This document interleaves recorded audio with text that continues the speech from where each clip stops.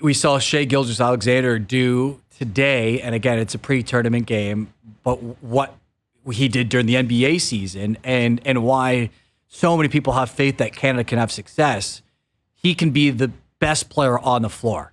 Yeah. Right? Like, it doesn't even matter what the opponent is. And that is something that even, like, we were talking about Steve Nash in 2000, like, he wasn't MVP Steve Nash yet, so I don't know if any of those games he was the best player, like, he was certainly one of the best players, but not at this level where Shai Gilgeous-Alexander can take over a game on his own. And if that's the case, then it doesn't matter if the FIBA rules are a factor or not, or if Spain knows how to play them.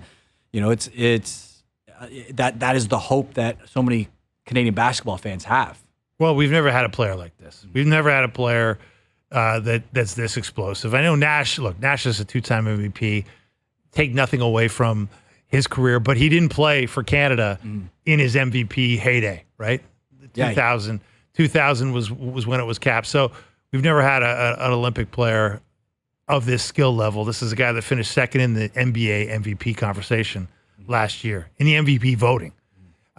So it's a game changer. Like, when you think about the importance of lead guard play in FIBA, because it's so much of a pick and roll game. You got defensive 3 seconds, not a factor. They can clog the lane. So you have to have guards that are dynamic, that can penetrate and kick, that can penetrate and pull up on a dime. And nobody does that better, especially the penetrating and pulling up on a dime, than Shai Gilgeous-Alexander. And he's a threat that no team can really handle. Even the Americans are going to have a hard time handling him, because every NBA team has a hard time doing the same. Yeah, and you hope that there is a Canada-USA game.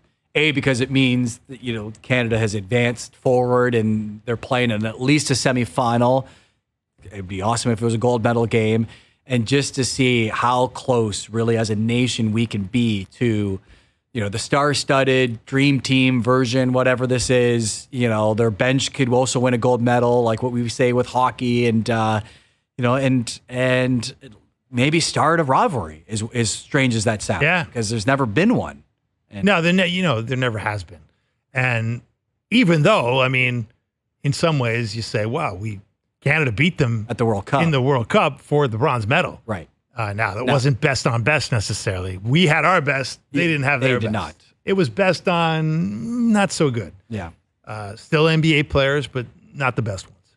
So look, it's going to be fun. Like, we'll see. Like, I think there's a lot of question marks around that U.S. team. They're ripping through the preliminary games. Like, I thought Serbia might give him more of a game. Serbia gave him kind of a half with, Jokic posed him some problems in the early part of the game, but Jokic was not surrounded by the kind of shooting he needs to be surrounded by. Serbia shot really poorly in that game the other day, and I watched most of it, and Serbia was just terrible from three-point range. You can't win a FIBA game. Yeah.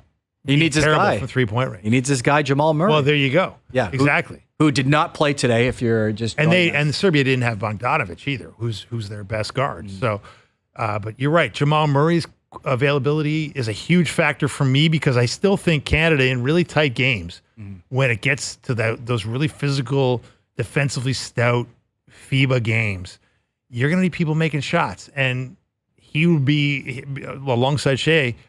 He's like 1A on the guy you want to make him.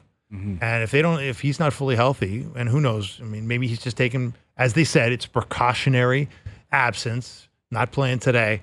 But, I'd rather he wasn't taking a precautionary absence, because his health has always been a question, or it's often a question, too often a question. And you do wonder about the way NBA teams would rather these guys not play, especially when they got questionable health situations. We've seen Andrew Wiggins already pull the chute. I'm not saying, like, I expect Jamal Murray to play, and I expect that Canada's going to need him.